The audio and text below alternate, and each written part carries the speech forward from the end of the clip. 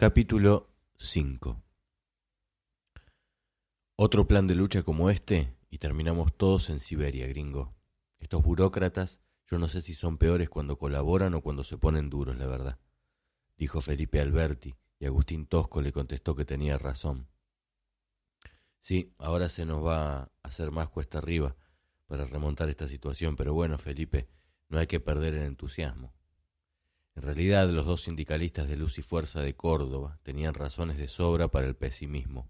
El fracaso del segundo paro general convocado por la CGT significaba el final de su plan de acción y el principio de una etapa complicada para los sindicalistas combativos.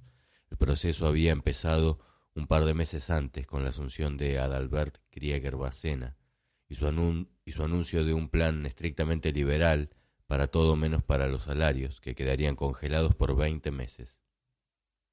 Era evidente que el sacrificio lo harían los trabajadores y la CGT tenía que reaccionar de alguna manera.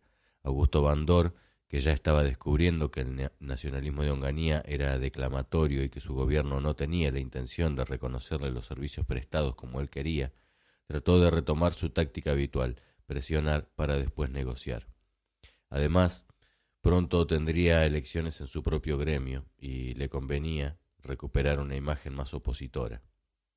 El 4 de febrero, en la reunión del confederal de la CGT, los bandoristas impulsaron el plan de acción contra los sectores participacionistas que querían negociar sin más trámites y ganaron. El plan preveía una serie de jornadas de agitación que culminarían en un paro de 24 horas, el 1 de marzo, y otro de 48 el 21. Bandor estaba lanzado. Sabemos que la huelga va a ser difícil, pero mejor que decir es hacer y entonces haremos. Los metalúrgicos estamos dispuestos a tomar las fábricas si fuera necesario.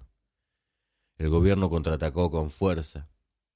El 10 de febrero, la policía declaró que había descubierto un complot terrorista que acompañaría al plan de lucha de la CGT. El complot era más bien imaginario, pero el gobierno informó que había decidido interrumpir el diálogo con los sindicalistas, prohibir toda manifestación e intervenir varios sindicatos. La CGT vacilaba y el gobierno profundizó su ataque. El paro del primero fue un relativo fracaso. El gobierno suspendió la personería gremial de varias uniones importantes y hubo una escalada de despidos en las empresas del Estado. La CGT no sabía cómo reaccionar. Su comisión directiva renunció y los participacionistas de Tacone, Alonso y Coria ocuparon el espacio perdido por los bandoristas. Los sindicalistas más combativos, como el gráfico Ongaro, el sanitario Olmos, el telefónico Guillán, el farmacéutico Di Pasquale, el azucarero Santillán, el naval de Luca y el lucifuercista Tosco, quedaban por el momento sin muchas posibilidades de acción.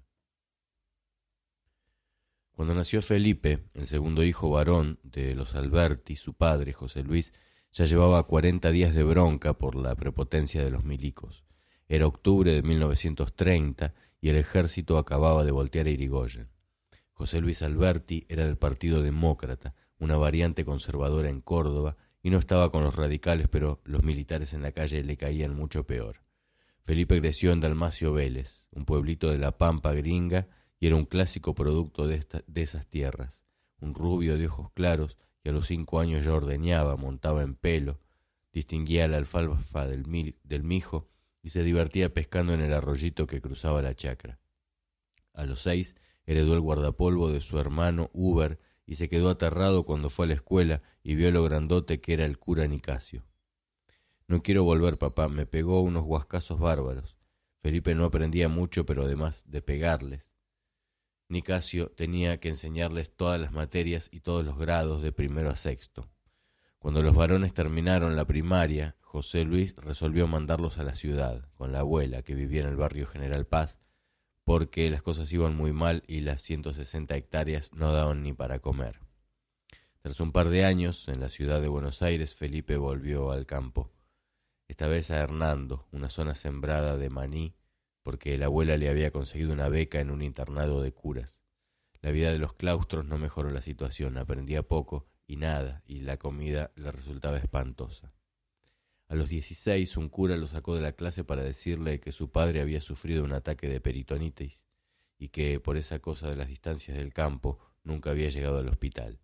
Felipe decidió cambiar de vida, Agarró las pocas cosas que tenía y se tomó un micro a Córdoba. Salió a buscar trabajo y a los pocos días estaba despachando comida en un almacén. Después probó suerte como vendedor, primero de balanzas y después de equipos eléctricos. Giraba, conoció Rosario y el norte de la provincia de Buenos Aires, hasta que a los 20 lo sortearon para la Colimba. Como era alto, flaco, rubio, de ojos claros y buen jinete, era el perfecto granadero. Se pasó el año clavado en la capital, haciendo guardias en Balcarce 50, firme cuando pasaba Juan Domingo Perón, por quien no tenía simpatías. Fue el año del levantamiento del general Menéndez. Alberti había nacido en un pueblo conservador de una provincia antiperonista, pero no sintió la más mínima pena porque ese general fracasara. A Felipe le interesaba la política, pero le disgustaban los estancieros, los curas y los milicos.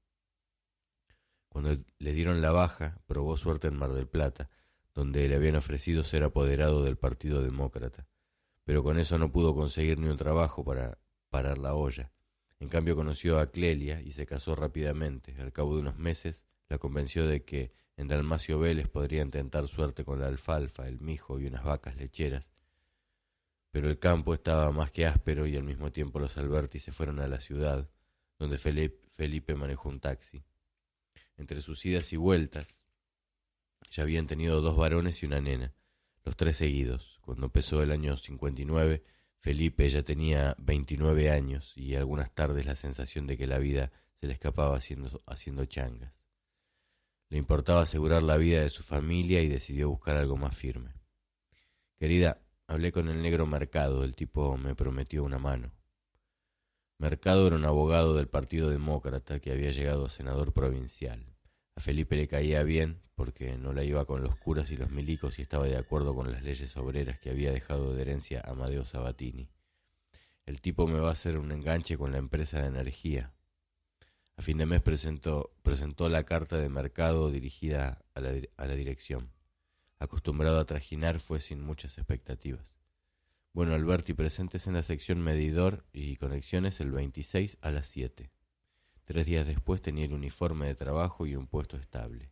Sentía que muchos lo miraban con recelo. Al fin y al cabo había entrado por la patronal y más de uno podía suponer que era rubio, alto y flaco, fuera medio buchón. Su ingreso como acomodado coincidió con el fin de los acomodos. Los del sindicato, encabezados por Agustín Tosco, que venía de Buenos Aires porque estaba en la federación, había ido a ver al gobernador Arturo Zanichelli. Sabemos que hay 200 nuevos puestos de trabajo, gobernador. Bueno, muchachos, yo necesito 100. Tengo algunos compromisos, el resto es de ustedes. Bueno, pero hay que crear la bolsa de trabajo, don Arturo, y eso es para el sindicato. Está bien siempre y cuando nos dejen mirar las listas.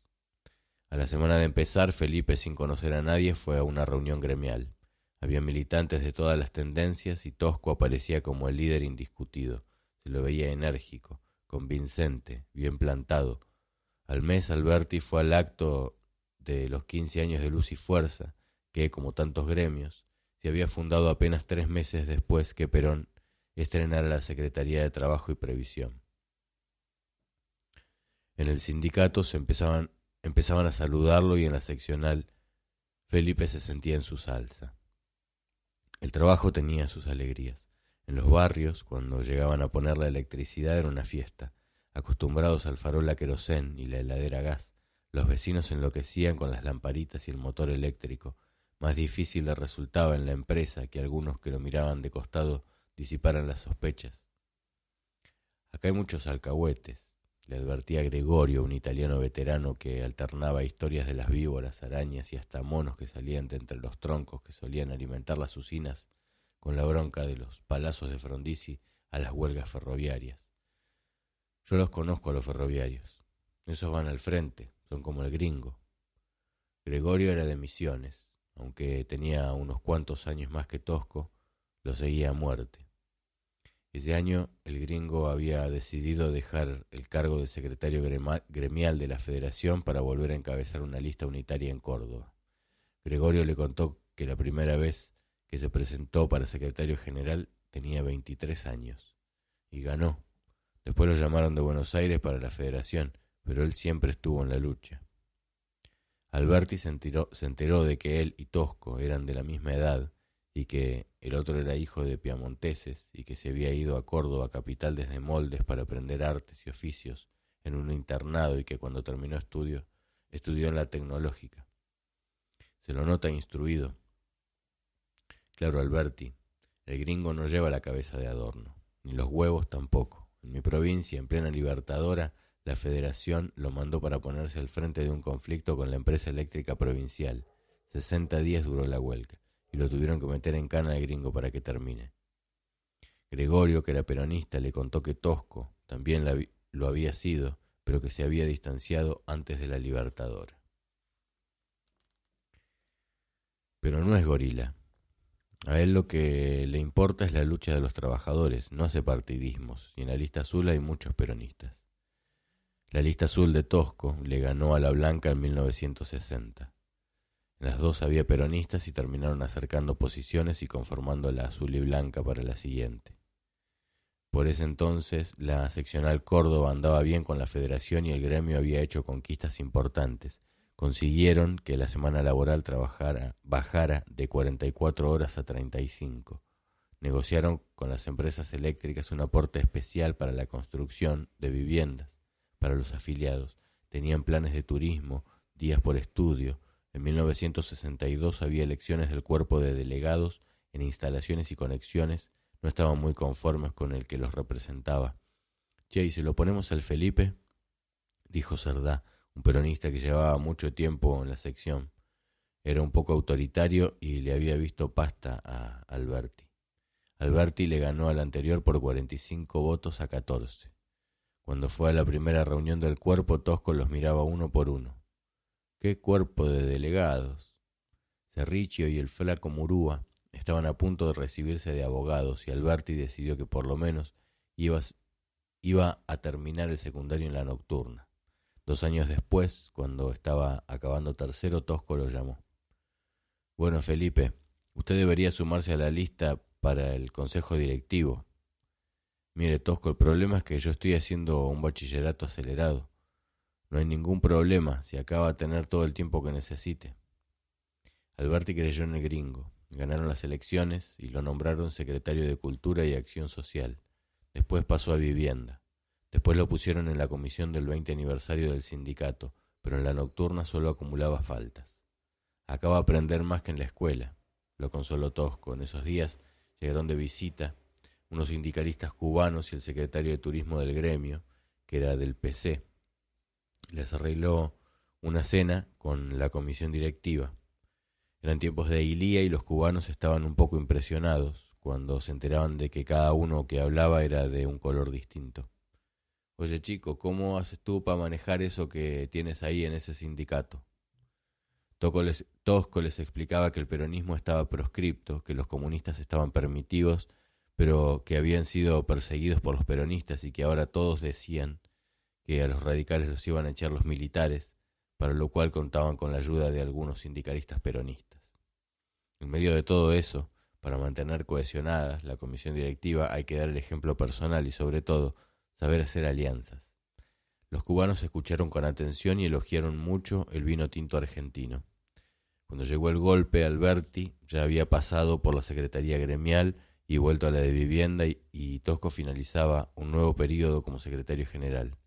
Tosco viajó a Buenos Aires, se reunió con Tacone, Bandor y otros sindicalistas que le transmitieron su fe en Onganía.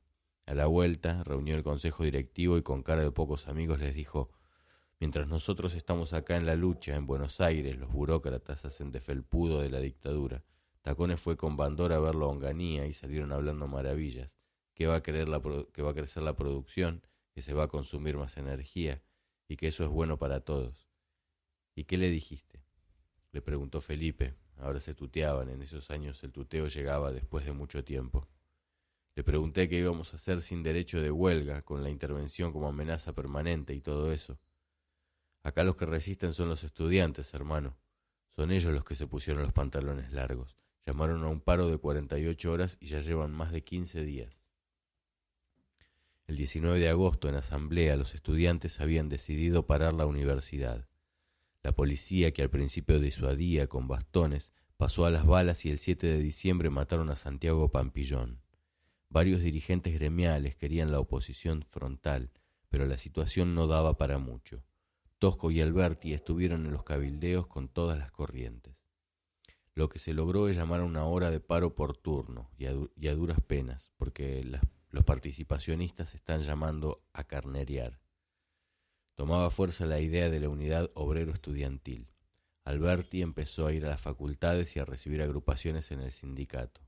Antes de fin de año, Luz y Fuerza decidió romper la apatía, pero con precaución. La solicitada que firmaron en La Voz del Interior se titulaba apenas Signos Negativos. No es momento para mostrar las uñas, hay que organizar por abajo y buscar la unidad con todos los sectores que no transan con los militares. Tosco empezó a viajar seguido a Buenos Aires. Telefónicos, sanidad, ferroviarios, periodistas. En muchos gremios iban apareciendo dirigentes combativos y la postura de la dirigencia que al principio había apoyado a Onganía se iba modificando por la presión de las bases, hasta que llegó el plan de acción y la derrota. En la reunión de la comisión directiva de Luz y Fuerza en Córdoba, Tosco seguía intentando el optimismo. Yo digo que por lo menos esto sirvió para desenmascarar la política antipopular de los milicos, para apretar a los compañeros indecisos y evitar que puedan hacer doble juego. Sí, gringo, pero hay un problema previo, que es que la gente no adhirió masivamente. Sin la gente, lo que hagan los dirigentes da lo mismo. Bueno, la gente va a seguir si hay consignas claras y si tienen confianza en sus dirigentes. Hay que darle para adelante. Si consiguen desmovilizarnos, capaz que logran los 10 o 20 años de monarquía que quieren. Pero el desánimo igual amenazaba. Tosco, Alberti, Di Tofino y el flaco Arnaldo Murúa trataban de encontrar qué decir en el comunicado que tenían que redactar y le daban vueltas. Murúa era el secretario de prensa. Che, estar en prensa en este momento es como ser Adán en el Día de la Madre. No te desesperes, flaco. Esto es un reflujo temporario, como dicen algunos. Vamos a ir de a poco. Por ahora podemos ir juntándonos con los estudiantes, con los muchachos de otros gremios. Ir de a poco, hermano. Marzo de 1967. Antes de morir en esos días había sido uno de esos científicos cultos. Era capaz de leer a Sófocles en el original griego, escribía sonetos en francés y reconocía cada concierto de Mozart al primer compás, pero su actividad específica fue la física. J. Robert Oppenheimer había nacido en Boston en 1904. En 1928 se diplomó en Harvard y cuando empezó la Segunda Guerra Mundial fue nombrado director del Proyecto Manhattan. El gobierno norteamericano lo puso a la cabeza del selectísimo grupo de científicos que en el laboratorio de Los Álamos, en Nuevo México, inventó la primera bomba atómica. Albert Einstein había sido uno de los propulsores de la idea. Cuando el Enola Gay lanzó la bomba sobre Hiroshima, Oppenheimer empezó a aterrarse ante los efectos de su criatura. Solía repetir un versículo del Bhagavad Gita. Yo soy ahora la muerte que quebranto los mundos. Yo soy ahora la muerte que quebranto los mundos. En 1947 Oppenheimer se negó a seguir participando en el proyecto de la bomba de hidrógeno. A partir de entonces el inventor se dedicó a difundir los peligros de la bomba y en 1954 una investigación dirigida por el senador Joe McCarthy lo acusó de actividades izquierdistas y lo separó de cualquier tarea relacionada con el desarrollo atómico. En sus últimos años, Oppenheimer se dedicó a la física teórica en Princeton y a la lectura del Prost en las plazas de París. Murió atormentado sabiendo que había contribuido a uno de los grandes cambios de la historia. Gracias a él y a sus compañeros de laboratorio, la humanidad estaba por fin preparada para destruirse por completo.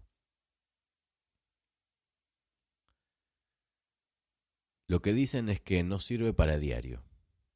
No se puede creer, pero ¿qué dicen del contenido, de los títulos? Bueno, hay cosas que gustan, pero acá están acostumbrados a los diarios grandes, y al otro día te sirven para la basura, hacer paquetes o para vendérselos a los botelleros. Sergio Karakachov se agarraba la cabeza y gritaba, Dios, ¿dónde estoy? Para el sureño, el viento soplaba decididamente en contra. La dictadura censuraba y la nueva provincia apretaba a los anunciantes para que no le dieran avisos a la competencia. Cuando hicieron una encuesta y vieron que a los bahienses no les gustaba el formato, empezaron a darse cuenta que el vespertino se caía. Kreiserborg y Marin, su socio local, no podían bancar mucho más un proyecto que iba a contrapelo. Era noviembre del 66 y para colmo Elsa había dejado los estudios de especialización, extrañaba Tolosa y no podía disimular su depresión. Terminaba el día y el único refugio era cenar con los amigos. El gordo Mujica vivía en el sexto y ellos en el cuarto. Esa noche los Karakachov habían subido a comer pollo al horno. Basta, ya nos tomamos hasta el pulso. Sergio se quedó charlando en la puerta mientras Mujica terminaba de contarle algo poco trascendente y Elsa, bomboleándose, empezó a bajar las escaleras. Nadie miró si se agarraba del pasamanos, apenas si se escuchaba su taconeo sobre los mosaicos. Lo único que se oyó fue un ruido tremendo y los últimos quejidos. Elsa se había caído por el hueco de la escalera y se murió al golpear contra el piso. Nunca se supo si fue un suicidio o un accidente. Sergio quedó sumido en una tristeza incomparable. Se hicieron las pericias de rigor y la policía caratuló suicidio. Karakachov cerró su año en Bahía Blanca poco antes de las fiestas. En el entierro de Elsa lo rodearon sus padres, sus hermanos, y las primeras noches durmió en la casa familiar. Mamá, me voy a quedar en lo de mi suegra. Le voy a hacer un poco de compañía a la vieja. La suegra también se llamaba Elsa y vivía en Tolosa, en una casa sencilla, de frente blanco. Sergio se llevó unas pocas cosas y ese verano casi no salía. Sus hermanos lo iban a buscar para que pasara los domingos en Punta Lara con la familia. Los amigos de la política le contaban sobre el día del golpe. Nosotros hubiéramos salido a la calle, Ruso, pero éramos 4 gatos. Vos no sabés la vergüenza. Ese día Lavalle llevó a los milicos a la legislatura. El muy turro hizo un acto y nosotros afuera. Le gritamos abajo la dictadura y no teníamos ni quien repita abajo. Pero Marini estuvo bien, y no es solo un consuelo, se pueden hacer cosas. Pablo Pinto, Horacio Palacios y otros amigos le contaban cómo ese día, mientras el gobernador Anselmo Marini se fue con la frente alta, el vice, Mario Lavalle, se había sacado la careta. Los amigos del ruso no querían quedarse en los lamentos y empezaron a formar una corriente propia. La base del grupo estaba formada por ex estudiantes platenses. La mayoría venía del interior de la provincia. También estaba Pepe Pocio, Polilla García y Federico Storani, que era bastante más joven pero muy activo. El ruso estaba cambiando algunas de sus posturas de los años de la universidad. Acá hay que arrancar desde el 30. Hay que recordar quiénes eran los radicales que criticaban a Irigoyen y terminaron haciéndole el caldo gordo a Uriburu. Y hacia afuera hay que dejarse de joder con el antiperonismo. Acá hay que unir las fuerzas populares, punto. Por teléfono o en reuniones informales empezaron a proyectar una estructura provincial. En una reunión del Comité Provincia, hecha en Avellaneda y con bastante discreción, se encontraron con que los disconformes eran bastante más. La convocatoria había partido de Raúl Alfonsín. Parece que ya empezó a distanciarse del chino Balbín, Ruso, le dijo Ricardo Cornaglia, con quien no se veía desde hacía unos cuantos meses, y le contó que estaba dedicándose a hacer derecho laboral en su estudio de Quilmes. Raúl Alfonsín era un abogado de 40 años que había empezado su carrera política como concejal en Chascomús durante el primer gobierno peronista.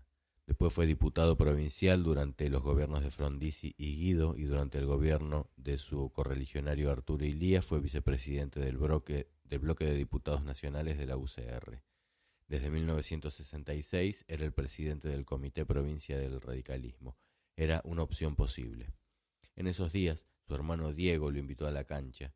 A Sergio el fútbol le despertaba tanta pasión como la política. Dale, es contra el Racing de Pisuti. Ese domingo empezaba el campeonato y Estudiantes jugaba de visitante. Bueno, vamos que este año vamos a hacer buena campaña. Contra los pronósticos de muchos, Estudiantes ganó 3-0 sin problemas. Se empezaba a preparar el campeón del mundo, con Subeldía en el banco y Madero Malvernat, Bilardo y Verón en los puestos clave. Mayo de 1967. En la revista Extra, el sociólogo de moda de esos días, Juan José Sebrelli, que había tenido un gran éxito con Buenos Aires, vida cotidiana y alienación, publicaba un artículo sobre el futuro de la clase media argentina. Se titulaba Ni política ni amor. En junio de 1966, la clase media argentina asistía pasivamente a la caída sin gloria del radicalismo, al que había ayudado a subir 3 años antes. La impotencia que caracterizó a este gobierno, fluctuando entre su vacilante oposición a la oligarquía y su hostilidad por la clase obrera, reflejaba las tendencias de la pequeña burguesía argentina y su incompetencia para conducir el país. Decepcionada por el fracaso de sus propios representantes, la clase media no se sintió demasiado afectada por el golpe y hasta en algunos sectores lo recibió con alegría. Se trataba de establecer un gobierno de mano dura que estaría dispuesto a poner las cosas en su lugar, y esto es muy del gusto de la clase media, que a pesar de todo su democratismo, tiene una personalidad predominantemente autoritaria y prejuiciosa, y se deja fascinar por el espectáculo del poder y el culto de las jerarquías. El golpe no era como contra ella, pensaba, sino contra el peronismo que iba a triunfar en las próximas elecciones, contra el comunismo infiltrado, contra las permanentes huelgas. Ahora por lo menos van a andar los teléfonos, decían. Contra el caos en Tucumán, en una palabra, contra la clase obrera, el enemigo predilecto de la clase media.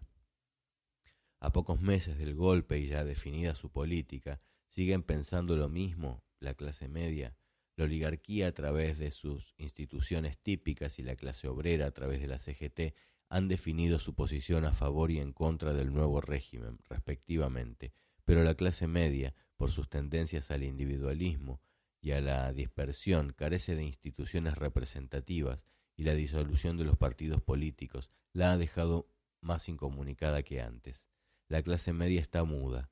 Para saber lo que piensa es preciso recorrer las calles del centro, ese club social de la pequeña burguesía porteña, sentarse en los cafés que frecuenta, mezclarse en los lugares donde vive, trabaja y se divierte. La ciudad nos transmite un mensaje que es preciso descifrar, caminando por las noches porteñas, mucho menos ruidosa, por las calles mucho más vacías, por donde cada vez se ven menos parejas de enamorados, viendo el rostro de la gente cada vez más apesadumbrado.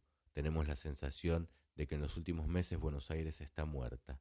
Parecería que uno de los objetivos principales del régimen es convertir a esta ciudad inmensa y cosmopolita en uno de los lugares más aburridos del mundo, como en 1962, cuando el actual equipo gobernante hizo sus primeras armas. Se vuelve a llevar a cabo una vastísima campaña moralizadora, una represión puritana antisexual, con características de manía persecutoria, que adopta la forma espectacular del operativo. Se impide a los ciudadanos ocuparse de la cosa pública, pero al mismo tiempo se le impide las expansiones de la vida privada, ni política ni amor para el pueblo argentino. La campaña moralizadora ha sido ridiculizada por el humorismo pequeño burgués y resistida por la mayor parte de la clase media. ¿Cómo se explica esta contradicción entre el moralismo básico de la pequeña burguesía y la práctica efectiva de ese moralismo? Simplemente porque la duplicidad y la hipocresía constituyen la verdadera cara de este moralismo. El pequeño burgués puede predicar la fidelidad conyugal y los lazos inviolables del matrimonio, pero practica el adulterio cuando puede. Exalta la castidad y la virginidad prematrimonial, pero disimula la promiscuidad de los varones. La clase media no puede ya sentirse totalmente identificada con el régimen, pero a la vez tampoco puede atacarlo activamente, porque carece de una moral de la libertad capaz de contraponer a la moralina clérico-militar. Ahora las medidas contra la moral supuestamente relajada de la clase media argentina complementan las medidas económicas tendientes a proletarizarla vertiginosamente, porque ahora la clase media comienza a advertir con horror que además de arreglar el gran asunto con la clase obrera, el régimen está dispuesto a arreglar sus pequeñas cuentas con ella misma. La devaluación del peso destruye sus pobres ahorros y rebaja el sueldo fijo del empleado pequeño burgués. La liberación de alquileres en estudio amenaza a los inquilinos con alquileres congelados, en tanto que el impuesto a la propiedad inmueble perjudica al propietario del modesto departamento donde vive. El impuesto al automotor afecta el estatus recientemente conquistado por el pequeño burgués que está pagando su Fiat 600 con muchos sacrificios. La llamada reestructuración de la administración pública y la modificación de los horarios traerán la desocupación masiva del empleado público. La modificación del régimen jubilatorio quiebra el ciclo vital no solo del obrero sino del empleado. La ley totalitaria de defensa civil afecta igualmente a ambos. La operación contra las cooperativas de crédito perjudica a pequeños comerciantes y empresarios que vivían de ellas. Las pequeñas empresas industriales que conocieron el auge durante el peronismo y que capitalizaron rápidamente a la clase media en ascenso desaparecen una tras otra ante la imposibilidad de competir con los monopolios. En fin, la intervención y paralización de Eudeva, la devolución de la universidad, que durante 10 años fue dirigida por la pequeña burguesía intelectual, a la más rancia oligarquía, la disolución de los partidos políticos y de todos los cuerpos deliberativos del país, la intervención del Poder Judicial, la disolución de las cámaras, constituyen por su parte una provocación a las más queridas instituciones liberales de la pequeña burguesía. Y no nos olvidemos de los ataques a la libertad de expresión, aunque hasta ahora solo hayan afectado a Tía Vicenta, algunos semanarios políticos y autores y editores de crónicas del sexo, gracias a que la tradicional cobardía y obsecuencia de los intelectuales argentinos hacen que la autocensura supla muy eficazmente a la represión y permita al gobierno mostrar que no es una dictadura. Frecuentemente he atacado a la clase media argentina burlándome de sus caducos valores, el liberalismo antiguo, el parlamentarismo, los viejos partidos políticos traidores al pueblo y la universidad del país, las formalidades vacías de la democracia burguesa. Pensaba y sigo pensando que todos esos valores representan el pensamiento argentino de derecha, pero en las actuales circunstancias, cuando la crítica de esa derecha ha sido emprendida por la extrema derecha, el ataque al liberalismo pequeño burgués, a la libertad, para nada, de los radicales, no favorece sino al autoritarismo y al nepotismo de la oligarquía, que además se limita a atacar al liberalismo político para mejor defender al económico. El sistema ahora sin máscara se enfrenta dramáticamente a la clase media, consigo misma mostrándole la dualidad que ésta siempre trató de ocultar. Defensora de la propiedad privada, pero la mercancía con la que trabajan no le pertenece ni a veces tampoco la casa donde vive ni el auto que no terminó de pagar, jerarquizada. Pero las clases altas, sus auténticos jefes, no vacilan en ofenderla y humillarla, moralista, pero permanentemente transgrediendo las normas de la moral burguesa y católica, ideológicamente identificada con las clases altas, pero económicamente corriendo la misma suerte que las clases populares, salvaguardia de la democracia, pero destinada a dejar que en defensa de esa supuesta democracia se impongan el fraude, la violencia y la dictadura. Si en los momentos cruciales la clase media estuvo siempre del lado de la oligarquía y en contra de la clase obrera, la cruel objetividad histórica parece querer ahora arrojarla, aún contra su voluntad, del lado de la clase obrera y en contra de la oligarquía. Algunas noches iban a bailar a boliches del norte, en el coche de los padres del flaco, y a veces Graciela D'Aleo le parecía que eso los alejaba de su compromiso de cristianos y revolucionarios, pero otras veces no. La primera película que vieron como novios fue una de Pasolini, El Evangelio según San Mateo, en el Coliseo. Además del tema, les había llamado la atención lo que había dicho Pasolini en una entrevista con su amigo y discípulo Bernardo Bertolucci. El Evangelio me planteó un problema. No podía contarlo en la forma tradicional porque no soy creyente, sino ateo. Sin embargo, quería filmarlo, es decir, contar la historia de Cristo, Hijo de Dios. Debía contar una historia en la que no creía. A la salida el flaco estaba perplejo y casi entusiasmado porque un marxista había podido entender el mensaje cristiano con tal profundidad. Al flaco se le ocurrían tantos comentarios que Graciela se desesperaba porque no sabía qué decir. A veces en esos días leía algún libro de historia de Abelardo Ramos o uno que contaba la guerrilla de los Uturuncos en Salta y trataba de pensar las preguntas que podría hacerle al flaco para mostrarle que se interesaba y que se le ocurrían cosas. El flaco le había recomendado que leyera Los condenados de la tierra, de un argelino, Frantz Fanon, con prólogo de Jean-Paul Sartre, y, y fue una revelación. La sacudió la noción de colonización cultural y la idea de que el lugar desde donde se lee una realidad cambia totalmente esa lectura, que no es lo mismo leer estos fenómenos desde Europa que desde el tercer mundo. Sartre en el prólogo decía que Europa ya estaba agotada, que desde Europa ya no se podía producir nada que valiera la pena en términos de teoría revolucionaria y de cultura renovadora. Era una gran sorpresa y un impulso fuerte para alguien educado en la certeza argentina de que todo lo bueno llegaba desde el otro lado del Atlántico. Sartre también hablaba de la violencia. Ninguna dulzura borrará las señales de la violencia, solo la violencia puede destruirlas. Graciela veía cómo se abrían muchos mundos ante sus ojos. En esos días empezó a ir con Jorge, Mario, Carlos, Beatriz, Fernando y algunos más a las charlas que daban Gonzalo Cárdenas o Gustavo Roca en el departamento de Casiana Ahumada, en Ruggeri y Las Heras. Y sufría porque cuando llegaba el turno de las preguntas casi nunca se le ocurría qué decir. A fines de abril, Jorge le contó que estaban preparando un operativo para el día 1 de mayo en la catedral. En medio del Te Deum tirarían unos volantes y Juan García Elorrio trataría de decir un discurso sobre el compromiso cristiano. A Graciela le pareció que eso era poco menos que profanar un espacio sagrado, pero esa mañana fue y se instaló entre el público a la expectativa. Hasta que García Elorrio se paró, caminó hacia un púlpito con micrófono y empezó a leer un documento que atacaba las claudicaciones de la iglesia oficial, su desprecio por los humildes y los necesitados, su traición al verdadero mensaje cristiano.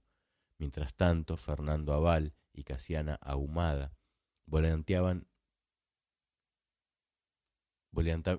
ese mismo mensaje. La policía tardó menos de 2 minutos en llegar y detener a los tres. Mientras se lo llevaban, Fernando intentó agarrarse de la manga del cardenal Cagiano, que se desprendió de esa mano como quien ahuyenta un bicho. Los volantes aparecían firmados por un comando Camilo Torres, que hasta entonces prácticamente nadie conocía. A los pocos días el flaco invitó a Graciela a una reunión del grupo. Camilo Torres había sido un cura colombiano, profesor universitario de buena familia bogotana, que en 1965 había decidido colgar los hábitos para tratar de organizar una guerrilla en las sierras de Santander. Unos meses antes, al anunciar su decisión, había publicado un manifiesto que decía que la revolución puede ser pacífica si las minorías no hacen resistencia violenta. La revolución es, por lo tanto, la forma de lograr un gobierno que dé de comer al hambriento, que vista al desnudo, que enseñe al que no sabe, que cumpla con las obras de caridad, de amor al prójimo, no solamente en forma ocasional y transitoria, no solamente para unos pocos, ni para la mayoría de la población. Por eso la revolución no solamente es permitida, sino una obligación para los cristianos que vean en ella la única manera eficaz y amplia de realizar el amor para todos. A Camilo Torres lo mató una patrulla del ejército colombiano a las pocas semanas de haber llegado al monte, pero su nombre y su historia quedaron como el ejemplo más extremo de la decisión de muchos creyentes latinoamericanos de no desdeñar ningún método en su búsqueda de esa sociedad más justa cuyo anuncio creyeron leer en las palabras de Jesús. Eran casi las 8 de la noche y Graciela y el flaco iban en un taxi a la casa de Casiana. Graciela estaba aterrada porque pensaba que en la reunión iba a tener que hablar, que decir algo. El flaco le tomaba el pelo. ¿Y cómo te querés comunicar? ¿Por señas? Esperaron que se hiciera la hora en el Marisco Bar, justo al lado del departamento. Al rato llegó Fernando y a Graciela le pareció que la saludaba de otra manera, con más afecto, reconociéndola ahora sí como una compañera. Enseguida llegó Norma Rostito y les dio un beso a cada uno, a Fernando en los labios. Norma era flaca, de piel muy blanca y pelo oscuro y solía andar un poco desaliñada, sin una gota de maquillaje. Ya tenía 26 años. Venía del Partido Comunista y cuando empezó a salir con Fernando, el flaco, Mario y Carlos se habían escandalizado un poco. Era más que nada celos de amigos que ven como uno de ellos abandona la banda por una mujer. En esos días Ya estaban viviendo juntos y resultaban para los otros una provocación y un modelo. Norma les dijo que se hacía tarde, que subieran a la reunión. Claro que el último país en liberarse, muy probablemente, lo hará sin lucha armada, y los sufrimientos de una guerra larga y tan cruel como la que hacen los imperialistas se le ahorrará a este pueblo. Juan García Elorrio leía un documento del Che Guevara, su mensaje al secretariado de la Organización de Solidaridad con los Pueblos de Asia, África y América Latina. Juan tenía muy buenos contactos y conseguía los materiales más interesantes. Este era un escrito muy reciente, de abril, y lo estaban discutiendo con detenimiento. Pero la idea de que la Argentina podía llegar a ser ese último país, el que aprovechara los esfuerzos de los demás para liberarse sin pagar su precio, les pareció casi provocadora. El flaco se exaltó. Nosotros no podemos quedarnos quietos para ver si aprovechamos el esfuerzo de los demás. Sería terrible que un pueblo con la tradición de lucha que tiene el nuestro tuviera que ir a la rastra de los otros pueblos del continente. Eso parece especialmente dirigido al PC, que se van a pasar la vida esperando que la liberación nos venga de arriba, dijo Norma, y los demás aprobaron. Por un rato siguieron discutiendo porque la idea de los comunistas de una revolución por etapas era inaplicable en un país como la Argentina, y que acá la única posibilidad de la revolución pasaba por el peronismo, porque los trabajadores eran peronistas, y esto era otra cosa que la izquierda nunca terminaba de aceptar, con sus modelos de salón perfectos europeos. Después hablaron de la burguesía nacional y su inserción en ese proceso que cada vez parecía más lejano. Graciela nunca había oído hablar de la burguesía nacional. Fumaban mucho. Graciela tuvo miedo de empezar a toser desaforadamente y quedar como una nena que ni siquiera soportaba el humo. Juan explicaba que para poder llegar a la lucha revolucionaria era fundamental el desarrollo de la conciencia del pueblo. Lo peor de la explotación es la alienación que la esconde, el hecho de que haya tantos millones de personas que están siendo explotadas por esta sociedad y ni siquiera consiguen verlo, ni se dan cuenta. Una de nuestras funciones más importantes es hacerles ver esa realidad, sacarles el velo de los ojos. A Graciela le pareció que por fin podía decir algo.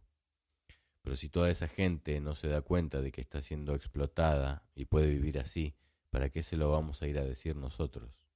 No había terminado y ya tuvo la sensación de que no había dicho lo correcto. Casiana le contestó enseguida, porque sin esa conciencia nunca van a poder alcanzar la liberación que estamos buscando, y como nosotros sabemos que están siendo explotados, nuestra tarea y nuestra responsabilidad está en ayudarlos a comprender los mecanismos de la explotación que están sufriendo, que es el origen de todas las injusticias que sufren, para que puedan acabar con ellas. Al rato, Juan siguió leyendo las palabras del Che. El departamento era agradable, amplio, y tenía muebles modernos de diseño muy sobrio. En las paredes sobraban cuadros. Es absolutamente justo evitar todo sacrificio inútil. Por eso es tan importante el esclarecimiento de las posibilidades efectivas que tiene la América dependiente de liberarse en forma pacífica. Para nosotros está claro la solución de este interrogante. Podrá ser o no el momento actual el indicado para iniciar la lucha, pero no podemos hacernos ninguna ilusión, ni tenemos derecho a ello, de lograr la libertad sin combatir. Y los combates no serán meras luchas callejeras de piedras contra gases lacrimógenos, ni de huelgas generales pacíficas, ni será la lucha de un pueblo enfurecido que destruya en 2 o 3 días el andamiaje represivo de las oligarquías gobernantes. Será una lucha larga, cruenta, donde el frente estará en los refugios guerrilleros, en las ciudades, en las casas de los combatientes, donde la represión irá buscando víctimas fáciles entre sus familiares. Graciela seguía callada, escuchando con todos sus oídos. El futuro de penurias y gloria que les auguraba el Che Guevara no le daba miedo. Si acaso se preguntaba si iba a estar a la altura, si sería capaz de soportar todo lo que viniera. En esos días ya se sabía que el Che estaba peleando en la selva boliviana, que sus palabras no eran pura teoría, que había tenido el coraje de abandonar su lugar de revolucionario vencedor para volver a empezar la lucha en otra parte. Su ejemplo era casi abrumador, pero lo llenaba de entusiasmo y compromisos. Casiana llegaba de la cocina con café para todos. Siempre era Casiana la que preparaba el café. Casiana tenía menos de 30, ojos azules y un estilo de niña bien que superaba cualquier esfuerzo ideológico. García Elorrio seguía leyendo. Nos empujan a esa lucha. No hay más remedio que prepararla y decidirse a emprenderla. Los comienzos no serán fáciles, serán sumamente difíciles. Toda la capacidad de represión, toda la capacidad de brutalidad y demagogia de las oligarquías se pondrá al servicio de su causa. Nuestra misión en la primera hora es sobrevivir.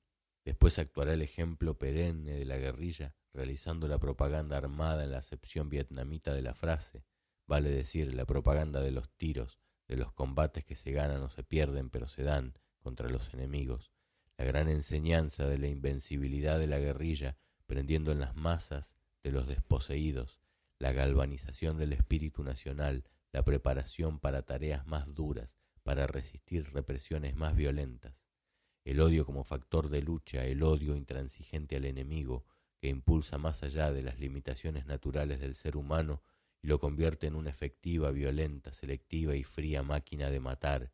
Nuestros soldados tienen que ser así, un pueblo sin odio no puede triunfar sobre un enemigo brutal. Graciela tuvo un escalofrío y estuvo a punto de decir algo. Después prefirió callarse, porque no estaba muy segura, pero la idea de transformarse en una fría máquina de matar le resultaba difícil de tragar, tan alejada de sus nociones del amor cristiano. Miró al flaco y le pareció que aprobaba. Miró a Mario porque era sensato y en esas situaciones solía tener reacciones que le sonaban lógicas, y también le pareció entusiasmado. Después, ya en la calle, el flaco le explicaría que ese odio, el que reclamaba el Che, era la forma más alta del amor.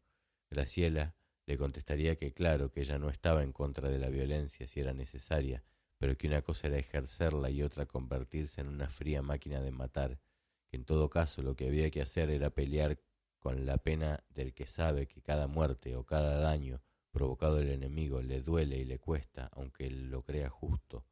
Y el flaco le diría que era eso, que el odio y la máquina de matar no acababan con la moral y el amor, que al contrario, que el hombre nuevo tenía que estar dispuesto al odio cuando fuera necesario, pero solo por su amor y su compromiso con su prójimo, que ese odio sería su mayor sacrificio en el altar de ese amor, pero eso fue después, antes de que terminara la reunión. Graciela se sorprendió con un ritual que no había previsto. Compañera, tendrías que elegirte el nombre que vas a usar, le había dicho García Elorrio, casi como una aceptación, como la confirmación de que pasaba a ser una de ellos. A Graciela le pareció un poco ridículo ponerse otro nombre para estar con gente que sabía su nombre verdadero, aunque enseguida se le ocurrió que era lógico, que pronto iban a tener que encontrarse con otra gente que no conocían y que tenían que mantener esas mínimas reglas de compartimentación. Hacía poco que Graciela había descubierto un disco de Cafrune con canciones sobre el Chacho Peñalosa. Cuando empezó a leer historia desde el punto de vista de los revisionistas, cantidad de personajes que las monjas le habían presentado como truhanes zaparrastrosos pasaron a ser los verdaderos héroes de la patria. En el disco de Cafrune había descubierto que la novia del Chacho se llamaba Victoria Romero, y ese nombre lleno de significados le gustó. Victoria. Si les parece bien, me voy a llamar Victoria, dijo, y le gustó tener un nombre nuevo para esa vida distinta que estaba empezando, y le gustó que fuera uno que ella misma había elegido. Julio de 1967. Si estalla la guerra, nuestro objetivo será la destrucción de Israel. Tenemos asegurada la victoria, decía en mayo el líder egipcio Gamal Abdel Nasser. Su ejército se había rearmado con ayuda soviética y estaba dispuesto a la lucha. Los israelíes, con armas americanas y francesas, también hacían declaraciones belicosas. El 22 de mayo, Nasser declaró un bloqueo marítimo a Israel. El 31, el rey Hussein de Jordania viajó a El Cairo para firmar su alianza con Nasser. De pronto, la frontera jordana fue tan amenazadora para Israel como la egipcia y la siria. Los tres países árabes tenían 70 millones de ciudadanos, Israel menos de 3. El jefe de gobierno israelí, el conservador Levi Eshkol, convocó a un gabinete de unidad al que entraron los laboristas Menachem Begin y Moshe Dayan, un general prestigioso con un parche en el ojo que se haría cargo del Ministerio de Defensa. El 5 de junio, en la madrugada, 200 cazas israelíes destruyeron en sus aeropuertos casi toda la aviación de sus tres enemigos, unos 400 aparatos, además de grandes fábricas, carreteras y puertos. Los ataques israelíes avanzaron sobre la franja de Gaza y la ocuparon antes del anochecer. Las tropas de Moshe Dayan siguieron su avance hacia Egipto, a través del desierto del Sinaí. En Jerusalén, que hasta entonces estaba dividida en una zona jordana y otra israelí, se luchaba casa por casa. El 6, los tanques israelíes avanzaron en el Sinaí, en los altos del Golán, territorio sirio. Empezaba la batalla terrestre y aérea. El 7, los israelíes ocuparon la ciudad vieja de Jerusalén y el gran rabino Gorem agradeció al Señor ante el muro de los lamentos. La zona volvía a ser territorio judío después de casi 20 siglos. Esa noche los jordanos, que habían tenido 10.000 bajas, aceptaron el alto al fuego. El 8, Israel había conquistado toda la península del Sinaí. Sus tropas llegaban hasta la orilla izquierda del canal de Suez y Egipto reconocía su derrota. Solo se mantenía la resistencia siria en el Golán. 2 días después los sirios se rindieron. Los israelíes tenían abierto el camino hacia Damasco, pero prefirieron no recorrerlo. Aún así, el resultado de la guerra de los 6 días fue espectacular en una semana de combates. Israel triplicó su territorio. Su ejército tuvo 800 muertos y 2.500 heridos. Los árabes perdieron decenas de miles de soldados, cientos de blindados y toda su aviación. El comando Camilo Torres tenía a mediados de 1967 unos 30 militantes de menos de 25 años, divididos en células de 3 niveles distintos: un nivel de superficie, un nivel intermedio y el nivel militar o especial. El Camilo usaba la clásica organización en pirámide de muchas organizaciones revolucionarias, donde cada cual supuestamente solo conocía a sus compañeros de célula, a su responsable y si tenía una célula a cargo a sus subordinados, pero en realidad muchos de ellos se conocían de antes y sabían que estaban formando parte del mismo grupo. Pese al nombre, no se suponía que sus militantes tuvieran que ser cristianos. De hecho, había algunos que nunca lo habían sido, como Norma Rostito, pero la mayoría estaba de acuerdo con las posiciones de la iglesia tercermundista, aunque iban más allá. Suponían que la violencia iba a ser necesaria para lograr esos objetivos. Pensaban en organizar una guerrilla rural en Santa Fe o Tucumán y tomaban como modelo a la Revolución Cubana. También se identificaban con un peronismo que todavía resultaba bastante vago y en ese momento no aceptaban las consignas de Perón, que seguía diciendo que había que desencillar hasta que aclarara. Algunos miembros del Camilo militaban en villas miserias del Gran Buenos Aires y otros en las universidades, pero la idea de que esos espacios servían para reclutar cuadros, para la organización, donde producían materiales para la discusión, organizaban una volanteada o un acto relámpago y con muchos trabajos se ocupaban de la edición y distribución de Cristianismo y Revolución. En esos días de julio, el Camilo participó en la organización de un encuentro de militantes que en distintos lugares del país compartían visiones políticas similares. El Flaco, Mario y Fernando habían viajado por el interior invitando gente. Graciela estaba encargada de preparar una pequeña edición de los mensajes de Camilo Torres y tuvo que escribirle un prologuito que la tuvo 2 o 3 días sin dormir. Poco después estaban armando los cuadernillos en la casa de Casiana y Juan. Cuando terminaron de armar el primero, Juan lo agarró y se lo dio a Graciela. Tomá, el primero para vos. Era como una condecoración y Graciela se llenó de orgullo. 2 días después, un sábado muy temprano, se sentó en un banco de la Plaza Constitución a esperar que el Flaco pasara a buscarla. Ahora el Flaco se llamaba Pedro y Graciela Victoria. Tenía miedo de que en un descuido se le escapara su verdadero nombre.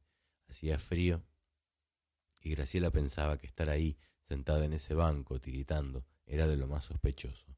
Finalmente el Flaco llegó y se tomaron el tren. Cuando se bajaron en una estación que Graciela no miró, un coche que los esperaba los llevó hasta una casona rodeada de un gran parque cerrado por un paredón. Graciela hizo todo el trayecto con la mirada baja. Ya había aprendido la primera regla. Cuanta menos información innecesaria tuviera un militante, menos podía cantar si alguna vez caía en manos de la policía. La casa era blanca y austera, con muchas piezas y un salón para reuniones. Parecía una de esas casas que solían usarse para retiros espirituales, y quizás lo fuera. Graciela tenía que recibir a la gente que iba llegando y entregarle los materiales que se discutirían. Lo hacía junto con otra chica que también era menuda, bajita, y las llamaron las mini militantes. Era una forma de afecto. La mayoría de los que llegaban eran desconocidos, entre los que habían visto antes. En alguna reunión estaban Emilio Massa e Ignacio Vélez de Córdoba, Marcelo Nívoli de Santa Fe, Armando Jaime de Salta. En las discusiones que Graciela escuchaba sin abrir la boca, se enfrentaban dos posturas sobre cómo se podría derrotar a la dictadura de Onganía y tomar el poder. Estaban los que defendían la vía insurreccional y los que apostaban al establecimiento de un foco guerrillero. Los argumentos se cruzaban con ardor. Pero entonces, ¿cómo vamos a hacer si no es con los fierros para echarlos? Como en las invasiones inglesas, con aceite hirviendo y piedras, dijo un tal Tito de la provincia de Buenos Aires, y se escucharon carcajadas. Tito se cabrió. Está visto que acá si no salís con una metralleta en la mano no te dan bola. Pese a las diferencias, muchos de los asistentes al encuentro decidieron intentar una coordinación de sus acciones y se trabaron relaciones que durarían años. Pocos días después, el 26 de julio, se cumplían 15 años de la muerte de Eva Perón y 14 del asalto fallido de Fidel Castro al cuartel Moncada, que inició su guerra. Graciela tenía que contactar a algunos periodistas más o menos amigos. En Crónica, que era el diario que más información les publicaba, estaba Julio Bornik y los hermanos Algarañaz, que solían darles bola. Graciela se encontró con Bornik en la esquina de Pueyrredón y Las Heras y lo llevó hasta un laguito que había en Figueroa Alcorta frente a Plaza Francia, donde había estado la residencia presidencial, el lugar donde había muerto Evita. Allí otros dos compañeros echaron al agua una balsa con una antorcha y el retrato de Eva, todo muy simbólico. Otros 4 tiraron una molotov contra el edificio del Jockey Club. El fuego fue modesto, y otros 2 fueron a un cine donde estaban dando boinas verdes con John Wayne y tiraron un petardo y unos volantes. Una mujer los vio, los denunció y terminaron la tarde en la comisaría. En esos días Graciela había dejado de ir a Sociología de El Salvador y estaba trabajando en el Instituto de Ortodoncia y Odontología Infantil como auxiliar administrativa de 4ª categoría. Tenía que levantarse a las 5 de la mañana para entrar a las 7 a aburrirse por falta de tareas. A veces se llevaba algo para leer, para estudiar. La jefa, una solterona con zapatos de profesora de música, le dijo que no estaba permitido leer en horas de trabajo. Pero si no tengo nada que hacer, no importa, no podés leer. Lo único que podés leer es el boletín municipal. El movimiento de las bóvedas en los cementerios de la comuna no terminaba de interesarle. Para el 22 de agosto, cuando organizaron otros actos, el Camilo ya había perdido a su jefe. Juan García Elorrio se había ido, apenas terminado el encuentro de Quilmes, a la primera conferencia de la Organización Latinoamericana de Solidaridad, OLAS, en La Habana, donde cientos de asistentes suscribieron una declaración que decía, entre otras cosas, que constituye un derecho y un deber de los pueblos de América Latina hacer la revolución, que el contenido esencial de la revolución en América Latina está dado por su enfrentamiento al imperialismo y a las oligarquías de burgueses y terratenientes. Consiguientemente, el carácter de la revolución es el de la lucha por la independencia nacional, emancipación de las oligarquías y el camino socialista para su pleno desarrollo económico y social. Que los principios del marxismo-leninismo orientan el movimiento revolucionario de América Latina, que la lucha revolucionaria armada constituye la línea fundamental de la revolución en América Latina, que todas las demás formas de lucha deben servir y no retrasar el desarrollo de la línea fundamental que es la lucha armada. Y 13 puntos más. En esos días el viaje no era fácil, no había muchos aviones que fueran a Cuba. Las opciones eran 3, vía México, Madrid o los países socialistas. Para que no quedara constancia de su paso, la mayoría de los militantes volaba vía Praga. Muchos, además, viajaban con documentos falsos. García Elorrio quiso volver pasando por Chile, así podría entrar al país con la cédula por Mendoza, y era más fácil. Pero en Santiago un diputado de la democracia cristiana, con quien tenía relaciones políticas, declaró a la prensa que estaba con el compañero García Elorrio. Ese nombre no figuraba en ninguna parte y García fue detenido por portación de documentos falsos. Como en Chile había un gobierno democristiano, no quisieron entregarlo a la dictadura argentina. Al cabo de unos días lo deportaron al Uruguay. La conducción del Camilo quedaba fuera del teatro de operaciones y los actos del 22 de agosto eran por eso una prueba muy especial. Se conmemoraba el renunciamiento de Evita y el secuestro de Felipe Vallese. Graciela por primera vez tendría que participar directamente de una acción de propaganda. Tenía que tirar unos volantes en la estación Constitución y habían hecho largos chequeos para ver cuál era el mejor lugar, cómo se movía la policía, a qué hora se juntaba más gente. En su habitación Graciela se había probado distintas ropas hasta que se decidió por un gabán grandote, muy feo, que tenía unos bolsillos hondos donde podría guardar los volantes. Los volantes eran chiquitos, como de 15 por 5, los que solían llamarse mariposas, y estaban impresos en mimeógrafo. En su habitación Graciela había ensayado cada gesto. Era su primer operativo y estaba nerviosa, impaciente, más que asustada. Quería que el momento llegara de una vez y quería que no llegara nunca. El día señalado, 2 minutos antes de las 7 de la tarde, Graciela y otra compañera, una abogada sanjuanina recién recibida, se pararon con sus volantes en el centro del hall de la estación. A 2 o 3 metros, 2 compañeros tenían que cuidarlas. Un poco más allá, en la punta del andén 14, otro iba a tirar un petardo que llevaba en un paquete de cigarrillos, para distraer la atención. Por todos lados pasaban obreros con bolsitos y la cara cansada de la jornada de trabajo. Graciela los miraba y pensaba que sin que ellos supieran, se estaba jugando por ellos. O porque tu conciencia no soportaría que no lo hicieras, se dijo solemne de repente. Graciela esperaba que dieran las 7 y se sorprendía porque ya se le habían pasado los nervios y el miedo. Ahora le parecía que veía todo con la mayor lucidez, que sería capaz de cualquier reacción. Los volantes hablaban del renunciamiento y del asesinato. Iban firmados: Comando Camilo Torres, Juventud Peronista. Cuando llegó la hora, Graciela repitió el movimiento que había ensayado tanto y los volantes mariposa volaron por el aire ferroviario. Alcanzó a ver cómo alguna gente los atrapaba en el aire mientras caían y no escuchó el ruido del petardo. Al día siguiente sabría que no había explotado y que la otra militante que tenía que tirar volantes había pensado a último momento que era una locura y se había ido caminando.